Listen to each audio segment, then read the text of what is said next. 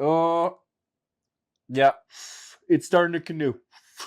You want to fix that? That was pretty smooth. That's the best one we've done so far. Oh, that was actually one noise. Yeah. Brother. Yeah, timing. Feels good to see you, man.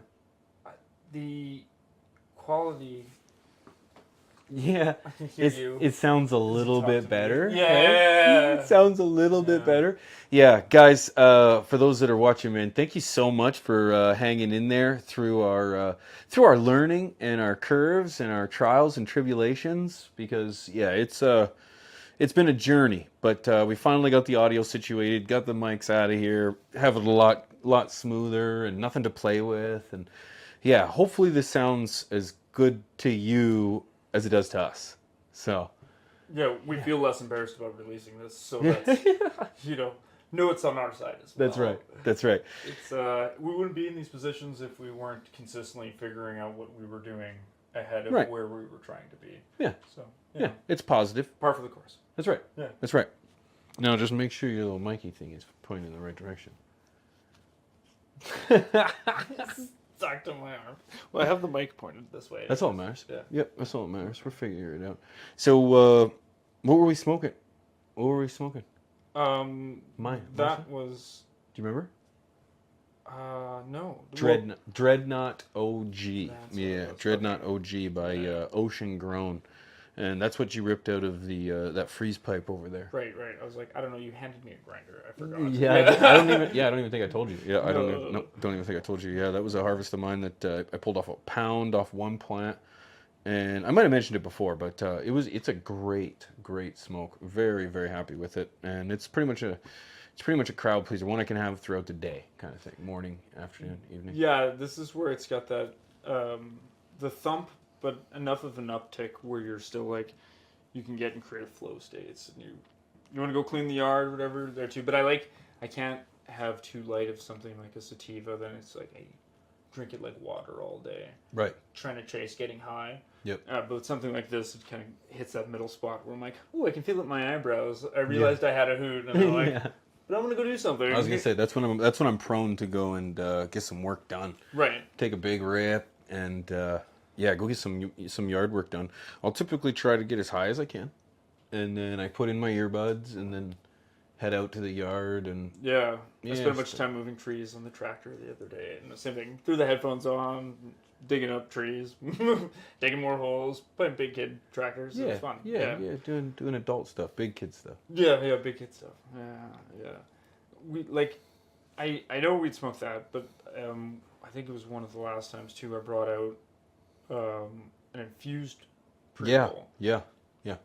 And that was Pacific OG from Tantalus Labs, which is a great sativa for them, an energetic one. One of the few that I like to play with, and their infused version that's infused with THC diamonds is great. Mm-hmm. They call it the Max, and it's crazy how it creates that next level uptick. And as somebody who did a lot of concentrates for the longest time, and it became a default. I mean, you were making your own for the longest time as well too. Yep. But we know now, especially in the legal market, the accessibility to them, the dollar isn't great, and I think this is such a nice step that it exposes more people to that extra kick that concentrate provides, and even the education and the fact that they exist in the first place. Most people don't realize that it's an option, or really have any connection to the vape pens that they're using. They just don't know what those are, and these infused pre-rolls. There's the blunt ones. I gotta bring you out one to try. I can't wait to try that. Yeah, we did one too at the dispensary. Remember we did that one? It was it was wrapped in, or it was dipped in keef, twirled in. 1,000 milligram ones. Yeah. Yes. Yep. When I get the preview one of those, yeah, those are really good. It was really tasty. Yeah. Yeah, and it it was just dripping. Soaked in res and covered in keef. Yeah, so really too. But that's the thing is it allows for this crazy experience, and some of them can be more, especially on the blunt wrap ones. You're dealing with a glass mouthpiece or something, but having things just a regular 3-pack for you're getting into the $30 range, but they are the value for where your buck is going, you're sharing that with a friend or two before you go into a movie versus the other stuff. It's just like it's totally different experience. Yeah, I just like the fact that, like, again, more exposure into the concentrate part of the menu and getting people to like realize that there's some extra levels. Guys that are getting kind of tired of the day-to-day interaction that they have with their flower, and like I'm just such a proponent of like mixing things up in as many different ways as possible to get into my body, both for not getting bored of it and just for like the different effect. And so having these things that are like fairly accessible, they're more and more options. There's very few shops that aren't going to have an infused option too. And a lot of people, it's like, I did this stuff at home, but it just seems like such a novelty. And depending on how it's done too, I mean, a lot of it was like emptying out the bottom of the grinder. Yeah, sure. And adding it to a joint, right? Valid. I never got into it until I get exposed to doing like adding distillate or adding rosin, or diamonds especially. Like that's the other one too. And I find those ones really neat, and that was something I'd never been exposed to before either, was the diamond situation. They can be pretty tasty. Yeah, like, well, I guess if you're adding stuff to them, because like going those like pure stuff, there's no flavor. There's nothing. No, it's stripped of everything. Right, unless you're like, terp sauce or whatever. Yeah, so most of the diamonds I have are in some kind of terp sauce. And right. They're doing the straight ones, it's weird that how people are, but it's like such a very short, like, up. Mm-hmm. There's a lot of people. Very clean, though. There's a lot of people that suggest that the concentrate realm is really like the death of terpenes and the death of good product, and it's really just crap. It's just crap. And I know a lot. I speak more so to a lot of home growers because we're big on our flower, and a lot of people are actually taking like their product and squishing it for rosin and what have you. That's a big interest of mine, and where I'd really like to. I think that's in it. I want to maybe move with the amount of flower I'm consuming now, and I went from like doing a lot of concentrates, and I vape quite a bit too, like driver vape, but again trying to remove more and more of the burning stuff as I do the slots. Right. And so having a press at home where I'm like trying some new flower and I can like smoke something of it, and then the rest of it I was just like, okay, I'll press this. And then I can dab it. I like the idea, as you said, like mixing things together, because like, and it just to finish, like the reason that they're not a huge proponent of it is because you're taking away all the great things that make weed. But I think and then you're putting it back in. But I like the idea of it's always education. Because like it's always like with dabbing, that was one of the things that took me a while until I bought an e-nail. Like I'd never done the torch thing because I'm using my desktop vape. I have unbelievable control over my temperatures, and I can play with flavor profiles and all that depending on that. And then I'm gonna go and just like heat something up and go. Meh! It just seemed crazy to me. Yeah, I know, it is crazy. Versus, and like, when I was younger, the temperatures were definitely up a lot higher, especially when you have parties and everybody's just taking big dabs and stuff. And it was. Well, and education's came a long way too. And then you start to find out get more flavors, lower temperatures, and higher temperatures can actually have some negative effects. And I never thought, I'm doing like half of what I used to for temperatures when I'm grabbing things. Right. And like, I just think that's why it's kind of like. That stuff kind of changes it a little bit too, because I think you do get a lot of that stuff still. You're still getting, like, I can play with this, hit the same stuff at all these different temperatures, and bring flavor in so many different ways. Right. But again, most people don't know that. They misuse things. Their association is these vape carts, and they're such a terrible experience. They're incredibly convenient. That's where they have a place in the market, is the convenience. Yeah. I'm not a huge fan of carts whatsoever, but boy, I'll use one if I need one. It's like I'm out at the boys' hockey tournaments or out doing family stuff or on the road or what have you, and it's just like it's easy, just easy to go. When you're in a crowded space, that's another thing too, is that there's no smell, so you've got people with you or around you, and nobody really cares because it smells like strawberries or whatever. And that's the thing where we have refillable units like that, like those XL guys. Yep. Right. We both have the same one for that, but the problem is access to a variety of products that you have in the vape carts just isn't there for starters, and the pricing is higher. Right. Yeah. So or even if it's comparable, it's not as convenient realistically, and again, you don't have the options you have with the cards, so it takes away a lot of the fun of that convenience. And unless you're dealing with, like we're talking, you start pressing your own stuff or something and going solventless, and then I go, okay, that like makes sense. Yep. But Yep. it just convenience, like the vape card market, it's just such a crazy situation, and even the people looking for full one-piece disposables. Right. Yeah, it's a big market. Yeah. And you were in the Yeah, vape yeah. business. Well, still are. It's still such a weird thing because it's like you're paying for the device every single time you do the thing, and I just can't understand that. Why? Why would you do that to yourself? Why would you pay that extra stuff? They're generally smaller amounts for around the same as you pay for like a full 1 gram cart. Right. And yeah, I don't know. It's just the weirdest thing. Yeah. The convenience market, it's just the craziest decision a lot of times. Yeah. Well, it is. Not that I don't use the vape carts. It's just I use them. Live off of them. That's right. No, you can't. You can't because there's just the experience isn't the same. I feel like it's a good 10-second high. I always find. Yeah, yeah. Like it is a maintenance thing because we're going to something like you said that I just need to like keep it going. But you're taking bong rips before you leave the house. Yeah, for sure. Yeah, for sure. Yeah. Just keep it going. Yeah, the world of concentrates is so much fun, man. I'm collecting a jar of keef, and I'm going to press it. Oh, okay. And I can't wait because that's.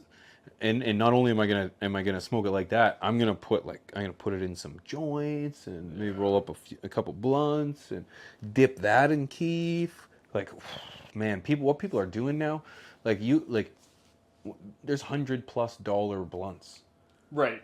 It's like, wow, man. I guess if there's a market for it, Well, that's the thing, and that's that blunt I'm talking about. Like it's, I think it's like 2.38 grams of flour, and then plus diamonds, and and you get the glass mouthpiece.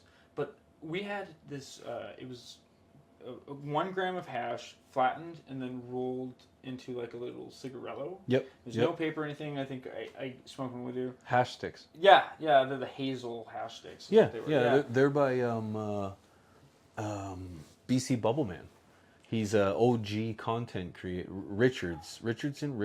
Was he the with those ones? I know there's like there's ones that he did where they're like a little tin end on a paper tube that we did. That's for the legal industry though, but that was him too. Was it? It was him too. I think so. You're probably right. Like he's there's a few doing a great job. He's doing a great the job. bubble hash and stuff is now available in the legal market. Yeah, like, and because he's the one that created the bubble bags. Right. Yeah. Right. Yeah. To make. Yeah, and see those hash sticks. They were. I mean, that was I was open a few months, or so, God, less than 6 months, and it was they were good, but the problem was I think the source material didn't lend itself. It was way too much of an up, and I shouldn't be able to sit and share a gram of hash with somebody. Right. No, you're right. In one small session. No, that's a lot. Without being I'm done. Yeah, without being done. That's a lot of weight. I shared one on a back of a truck with my uncle as he was doing gardening, because he was doing gardening at my place when they were still living in the city, and we smoked this, and then we I'm gonna go back and keep doing yard work, and you're gonna go do this thing, and it's all right, have fun, and we just smoked a gram of hash together. Yeah, I just smoked a half gram of hash. I shouldn't be able to. No, you shouldn't. Be in the mood. Function. Yeah, you function. shouldn't Right. function. And then that's what I felt about these blunts. The diamonds, the uptick in them. It's quite a bit of flour and everything too. But it's just the fact that I think value wise, the experience, when you want to have something that's you're buying it as a celebratory cigar situation. Right. It's impressive. It has the effect that you're looking for, where you've got that perceived value. You're oh yeah, I'm high as shit after this. Not I just smoked a gram of hash, and it was nice. It was very smooth, and I enjoyed that experience. But it was a lot of money for what I got out of it. Right.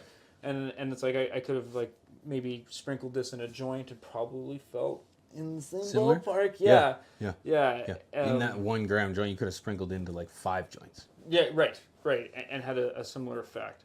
So that's what I'm enjoying about a lot of these newer ones, is that it's just if you get exposed to more combinations, the type of Yeah, effects you're they exposed are. all the time. You get all kinds of goodies. Yeah, the goodies are the best. You just showed me a box. That box you had with the blunts in Little it. humidor, yeah. Oh I'm my excited. god! If I can think about it when I'm editing this video, send me that picture. Yeah, okay. And I'll show it. I'll show it Yeah, because this.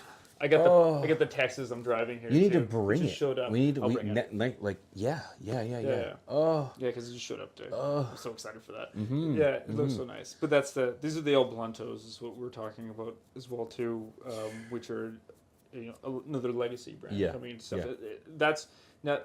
There was a decent amount of it at the start, not at the very beginning. There's very little, Right. But now it's ramping up like crazy. Everybody's getting involved, and because their brands are already strong, right? Like it's not hard to convert once you deal with the avenues of the legalization part. Yeah. Of it. But Yeah. it's kind of nice, and a lot of these guys are in concentrates because they were pioneering methods, like you're talking about. Right. And some are gonna hit. Bubble bags. Some are gonna miss. Yeah. But I love to see that the innovation is coming. I like to see that we're trying new things.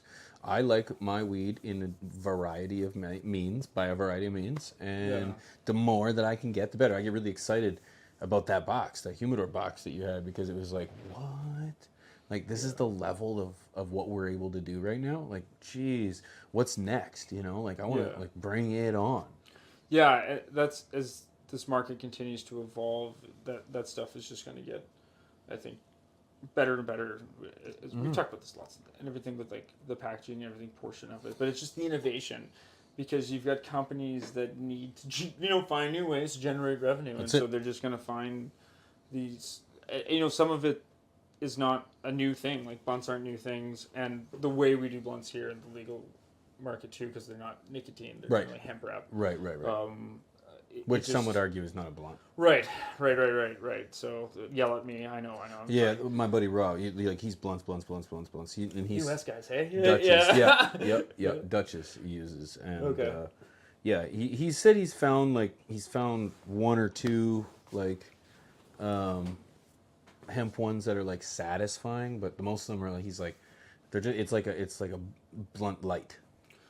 Yeah, and because of my lack of experience with them, it's Right. I've one or two of them in my life. Oh yeah, and I've being in Vegas and LA with these guys, it's like Chris smokes quite a bit too of blunts, and they smoke a lot of blunts, but being a glass guy, it doesn't hit the same.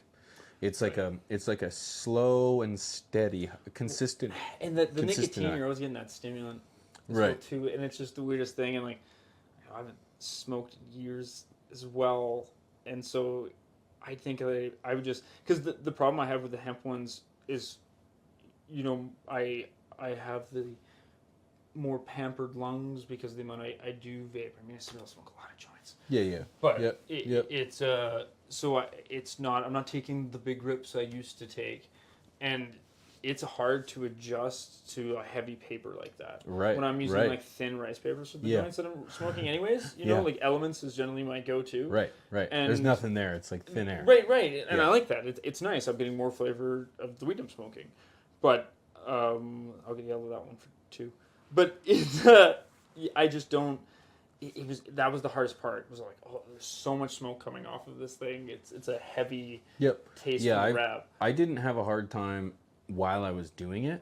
It was like the next day where my lungs were like, it's a lot heavier. Yeah. But to each their own. That's the wonderful world of concentrates. That's the wonderful world of variety, man. Yeah. I always say that being able to change it up between flour and between concentrates, and then changing it up between concentrates, whether you're doing hash, whether you're doing just even your crystals, your keef, or bubble, or rosin. There's a multitude of difference, and that's the same thing with flour. It's I like to change up my methods of flour too. If there's a piece of glass I have that I feel like's not hitting in the way it should, I'll change it up. I'll use something else. Yeah. And that having the ability to go from one piece to a different piece to one method to another method, concentrates one.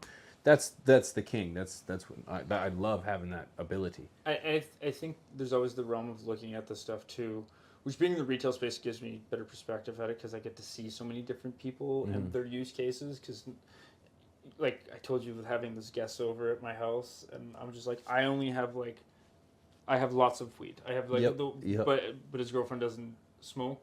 She does a lot of like CBD products. But I'm like, Nothing. I have nothing for you. Right. I'm sorry. I don't like have a lot of that kicking around. We bought a bunch of stuff when we got in that car accident right after because it was like, just throw it down, just in case concussions. Get better. Get better. Yeah. Deal with concussions. But it past that, I don't just keep it around for recreational use or something. You know, I'll try when we get new high ratio carts or something that's kicking around, or even Well, you gotta strains. try everything. I try everything. Yeah, but like it's quality control. But it's not the stuff that stays in stock at the house. Right. No, I don't blame you. I'd be trying everything too. If I had the ability to just have endless amounts of herb. Oh, I'm making a mess. Endless amounts of herb coming. You know, I'm gonna try it too. I want good quality. Yeah, well, I think that's like, especially with a smaller shop like me, the only benefits I have is I get to make decisions quicker than the bigger guys do with their menus. Right. And being able to... That's not a bad thing. No, right, because different experiences from other people are looking at if they're buying price or they're buying something it's on the menu for a reason. Right. Even lately, and it's something that's in the concentrate menu, but like right now we've kind of pulled away because it was, do I bring this back when it is no longer priced in relation to where the rest of the market is? And then what happens when they drop the price and I get stuck with a bunch of the product, and when they're not showing any signs of these things happening, and also, am I being fair to my guests? Because if I can find something else for a better price that holds up the quality, then that's the goal of the menu. That's the goal of what I'm trying to like offer people, right? That's right, and you got to do what you got to do. Like client first, baby. It's not that it's not a good product. It's just that it's not the optimal price point in relation to the market anymore. It just doesn't make sense to have. You're not a Chanel or a Tiffany or whatever. And one of the things is like how when stuff stops moving because of where it sits in relation to other things too, and then just holding on to it just because like, well, it's good stuff. Yeah. You know, like, but for how long now too, right? Yeah. And so that I think changes it as well. But that's, you know, these new items early on, seeing some hot items like that hash stick and stuff that I just didn't see as much staying power, and you know, you don't see them out as much in other shops. But the infused pre-roll market, I think it's just that it's the iPhone situation for a lot of people. Because it is virtually impossible for somebody who's buying pre-rolls anyways, you know, because like you were surprised at the fact that how big the pre-roll portion of it was in comparison to, because it's just, again, convenience, right? The convenience. You just go in, it's like buying a pack of, you know, horrible example, but a pack of cigarettes. You know, you take it, you got a pack of 25. 6-pack of beer, buying on the go. 2-6, That's right. Whatever. Everything is like go. ready to go, ready to consume. And that's where most of the future of cannabis is. I mean, most things think that flower is going to, from being the dominant percentage of the market, is going to decrease, and I think that's just inevitable, right? Both health-wise and stuff, and just like access and relation. There's more options. Like when we started smoking, it was like, do you want to smoke a joint or a bong or the thing you made with your friends? That's right. Glass pipe or the can pipe. Yeah. I'm thinking too. Like, do you think there's gonna be a day where nobody's smoking flower anymore? Like, because it's like no one's like, how often do people just drink alcohol?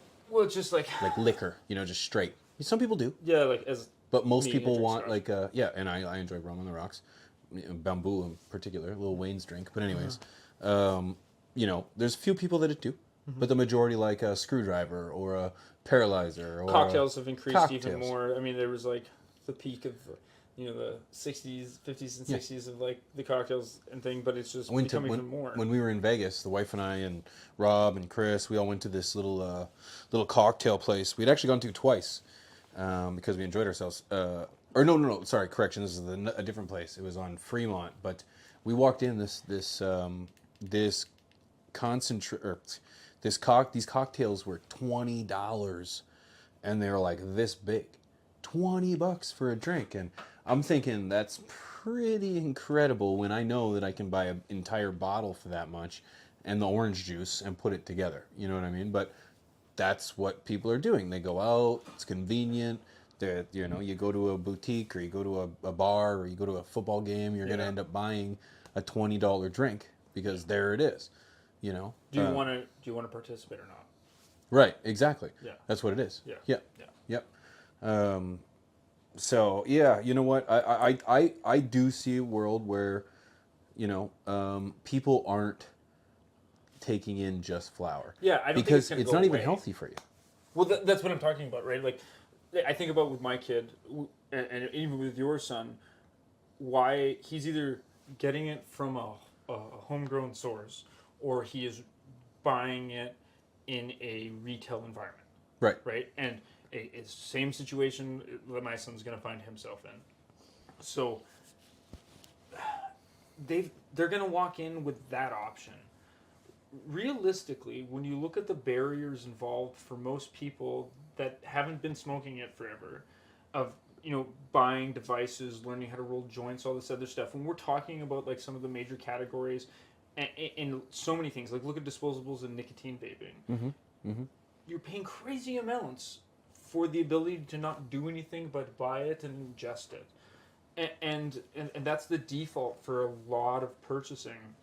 So how does that not translate here? Like, how does that not continue to go in that direction? If they're not people who have dads that work in cannabis, the odds are the access to bongs, the dollar that's attached to it, even to get a pipe, the learning how to roll a joint. None of these things are like impossible, but they can be barriers to people. For sure. And when you don't have to do that, again, like vape carts. So that's a higher concentration. It tastes nice. It's easier on my lungs than all that other stuff. Boom. Like if you're going to inhale something, concentrates just make more sense. If you're going to take the risk of inhaling something, You're right. It's just like less biomatter, no carcinogens right off the bat. Not that, it's anywhere, like the comparison to cigarettes is still silly of dealing with smoking joints or a bong. You're so far out, you're still inhaling carcinogens regardless. So that has to be taken into account versus not doing that. Right.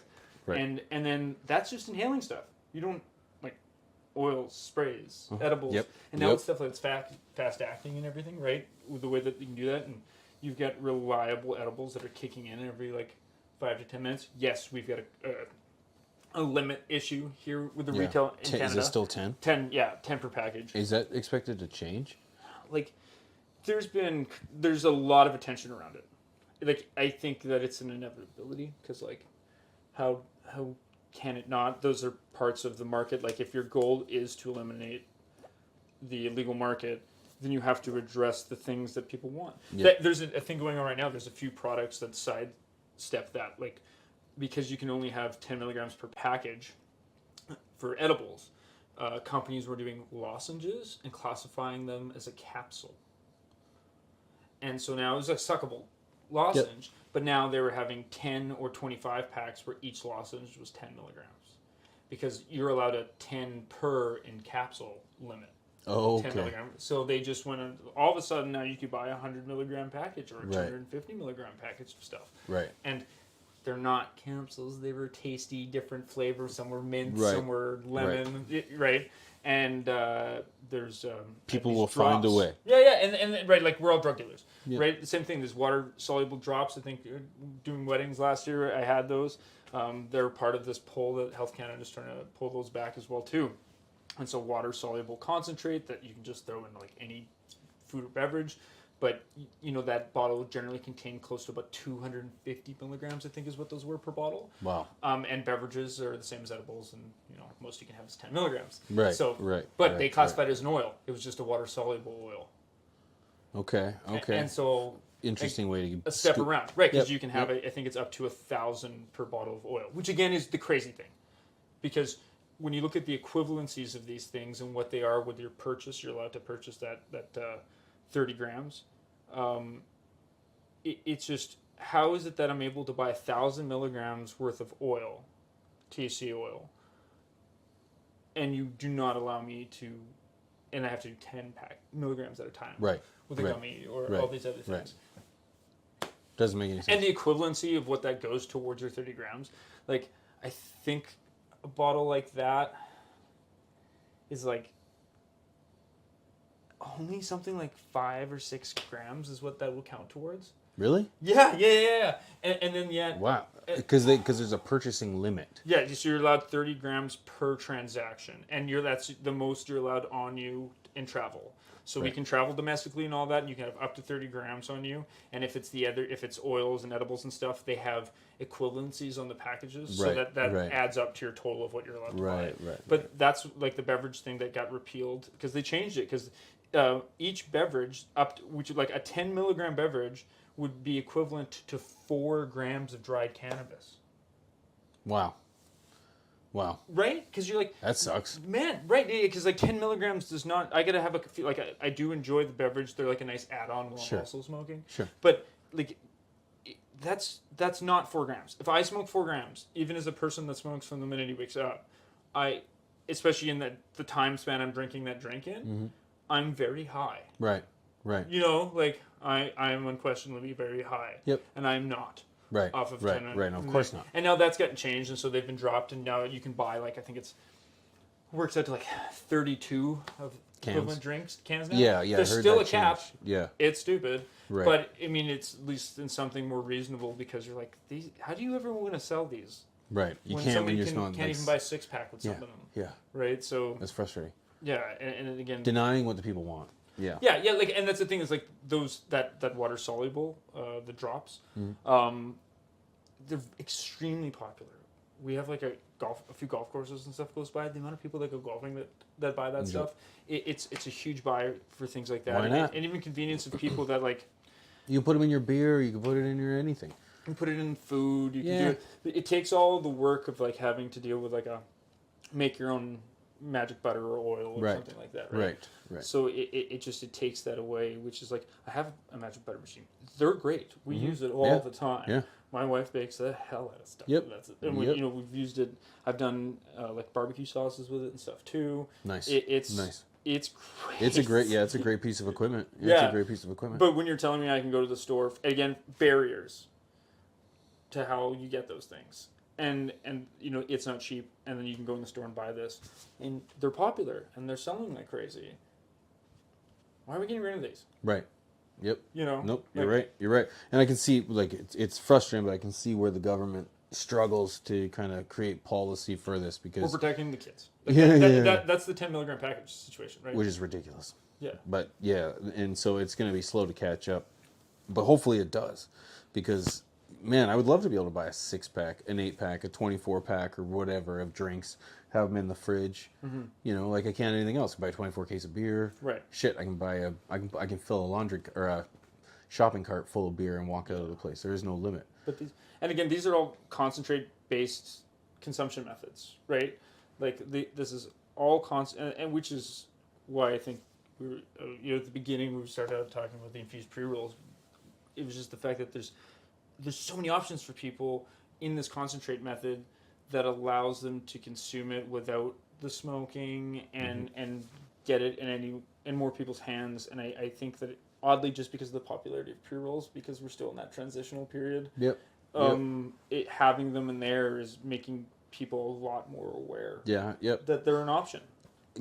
They just need to work on the quality of the pre-rolls. And Is they've that- gotten yeah. better. They've gotten much better than they were, because it seems like at the beginning everything was just stems and sticks and the shake and what have you. But people are getting better. The involvement of the microbrew now. Yeah, right. versus before, Exactly. right? The competition. Yeah. The competition. You've got smaller companies that are willing to go the extra mile for Good weed quality. now is not hard to find. Nope. No, it's not. It's if anything for the growers, it is much harder for them to differentiate themselves from other stuff, and that's why we're seeing, really getting into the minutia of marketing of guys like dealing with different package sizes, different sizes of pre-rolls, cigarette style long filter like pinners. I've seen those. 0.4s, 0.35s, those kind of guys. Like it's just finding different niches so you can give somebody a preference, but as a guy who likes an extra kick, the infused pre-rolls hit a very sweet spot for me, especially with, the convenience. Yeah, for sure. Yeah, for sure. Yeah, I remember we were in Vegas. We had just went to the Cookies dispensary, and Rob purchased a pre-roll, pulls it out of the package, and goes to put it in his mouth, and before he even gets it to his mouth, it all fell out on his lap. Well, that's awesome. Yeah, I got it on video at the same time too. And yeah, it was like, oh man. And see, the problem is like, the pre-rolls aren't in the best containers, so that weed in there is getting dry. Because it's even worse. Like in bud form, at least it's clumped together. It can retain its moisture for a little bit longer. Yeah. But now that it's ground up and it's in a pre-roll and being shipped, and based on how long it's been sitting on the shelf, Where that stuff gets sourced from. That's it. Do they use humidity packs? And if they do, how long has it been in there, and where was it cured in the first place? Because then it could be making it worse instead of helping. Yep. Yeah, that's a reality. And so they have come a long way, because we were talking about Natural Earth, I believe you said, that uses all the colas. Yeah, they do the seed-free method. Yeah. That's good, man. That's good. That's what should happen. They've got little. I can't remember the type of bugs. This is like where I get a bug at them, and I mean, hopefully we're gonna get to go visit them as well soon. But they use. They have little patches of grass to feed the gnats to attract them there, and then they have these spiders that nest by those little patches, so that they just feed off of there. So they don't have to. They do no spraying or anything. Right. They just let Mother Nature. Of course, they have these giant grow boxes welded up, and they're on carts. So when they're doing harvest and stuff, they can push everything off. And, okay. But the dirt. Like all the soil and everything, they do the living soil method as well too. So they allow that all the trimmings go back in for compost, because that stuff has to be accounted with as well. For sure. It's part of it. But so they just reuse it as all as compost. Like that's the guys that care grow. There's nothing about that experience and the way they do it. That is the real craft stuff. The hands-on attention and care that gets put into it versus the impressive machine of large grows. It's still impressive in its own right. But that commercial style where there's no passion and there's no There's just that's just large scale cultivation, right? Or whatever. Where they're trying to cut corners, they're trying to make money. Profits number one, and that's the difference between volume, big volume. Because at some point you can't control a massive. But that's a whole other conversation. But that's where that's what I can appreciate from craft growers, because I feel like they're pushing the line with concentrates as well. Yeah. We only have this game because the craft grower is willing to, take the time to put it into concentrate, because it takes time, money. You lose product, right? Because you're lucky if you can get like a 30% return, 40% return on some of this stuff. That's the thing, and like the amount that goes into it, even with these large, practically medical style systems that they have for these operations, the amount of product that they have to put into that. But the other thing that's also crazy, and it's a little bit of, you get that like kind of backside of finding out really what the cost of that is. And I mean, you have to remember the fact that they are losing incredible amounts of yield on that stuff. But you go, who made any money off of this? Like, because you bought that from somebody, and you're telling me you're paying pittance for it per gram, and it's gonna, like, I get that you're gonna be able to do something with it, but like, and I get that you really need to pay that kind of low of amount to make money off of this, because again, you're losing so much of it in the yield. But like, the poor grower. Yeah. And like you hear lots about the small growers that are growing basically for that. And so all of a sudden their yields start to matter more than the quality of the product and everything, because they've got to try to make a buck out of this stuff. But there's an unfortunate amount of like even the non-micro grows, but maybe not as large of operations. Like there's a lot of those guys that most of their income is based off of just like flipping for concentrate. For sure. But at pennies on the dollar. It's crazy. For sure, it would be. And the thing is that it's like, that's not sustainable. No, because you still have to have good product. It can't be shitty, because then you're getting even less return off of more product.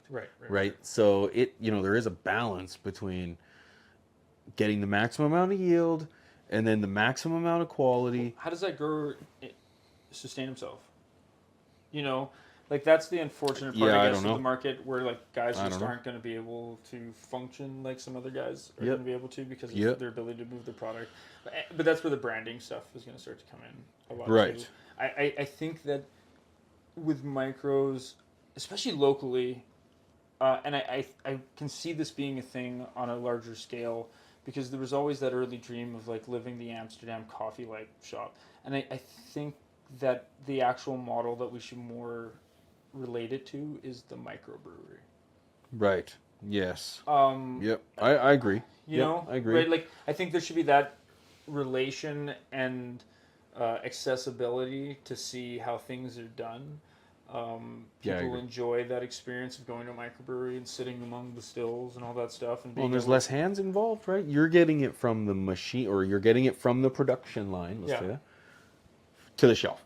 yeah, And in some cases, it doesn't even go to the shelf. It goes from No. the production line to your pocket. yeah, yeah, You know, or and, to like, your wherever. how many times do these smaller guys have the ability to even like get their stuff out there like that, right? And you're getting, and the people that do good jobs are going to, not everybody that thinks they like to make beer in their basement are going to be able to Yep. go to America. And I think that's going to be that part of it too. Not everybody's going to get to be around because of their ability to market in other situations that are mhm. prevented. But I think that is what's going to help separate is guys like having the brands, the growers, being able to have them out front in a lot of situations and having access to them.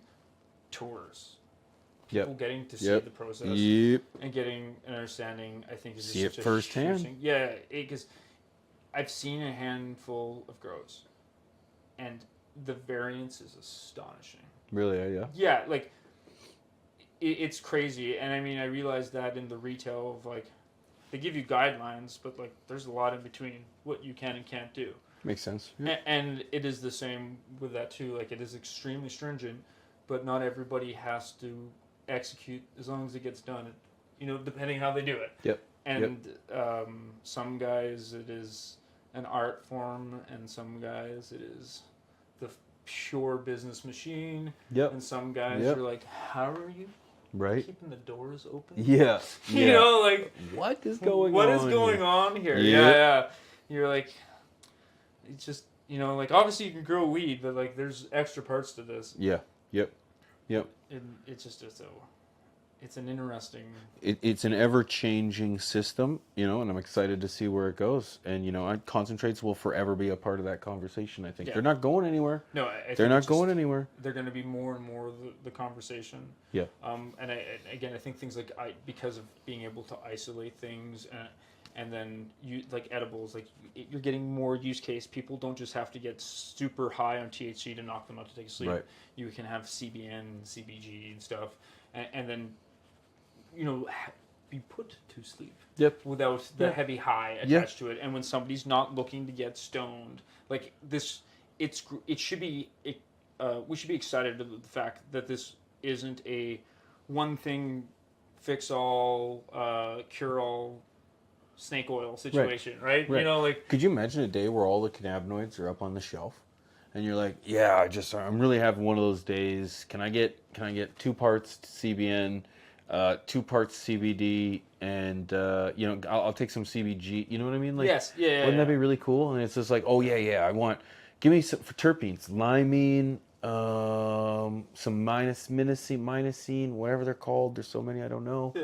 It's like I want some of those. Some linalool. Yeah. Yep. Yeah. So it's like that would be really cool, like ordering a pizza. You know? And I'd be curious if we took a poll and we asked as many people as we could, are you concentrates or flour? But if we put a vote in the middle to be like a little of both, I have a feeling the majority of people are going to be in the middle. Yeah. I want the flour, but I also want to do something with it as well. But I'd be curious. Maybe I'm wrong. Maybe more people want concentrate. Yeah, I think that I think the being altruistic about it is more of a I've been doing it for a long time because like I went from I'm gonna smoke out of a bong to I'm only vaping it, and then I'm only doing concentrates, and just kind of like kept moving along this trail of where I was chasing flavor things and control, and that was the other thing. I really liked the control of it, and then you just realize that like this is silly. And then I started like doing everything. But I think that people that are getting into it now, or maybe didn't have a very heavy preconceived relationship with it already, are like the access. I mean, look here in Canada, eighths, 3.5 grams. Yeah. For the longest time, until really last year did we start to see a shift into larger bag sizes. Availabilities in there where the quality in larger bag sizes really, it was less available.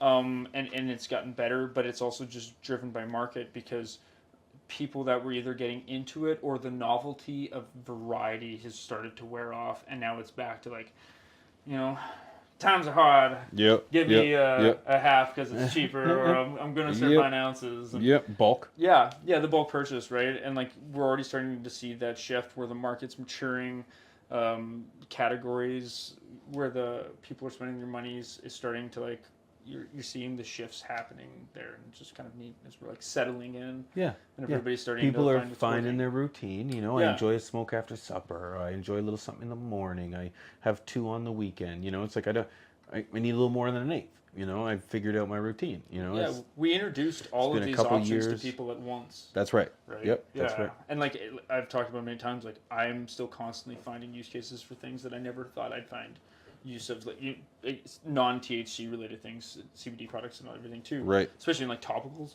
Yeah. For sure. Never thought that would be part of any form of consumption routine, but it's like weaseled its way in there just because education. You go, oh, that's nice for this. I don't. One. Yeah. That sounds good. I'll Yes, have please. that. Yeah. Exactly. The little add-ons. That's They're it. Nice. That's Yeah. it. And I think concentrate. I think can be that little add-on to make it nice. Yeah. Man, that's a wicked conversation, brother. I think. I think we could go on all day when it comes to concentrates and the future of concentrates, if you will. But man, that was a great conversation.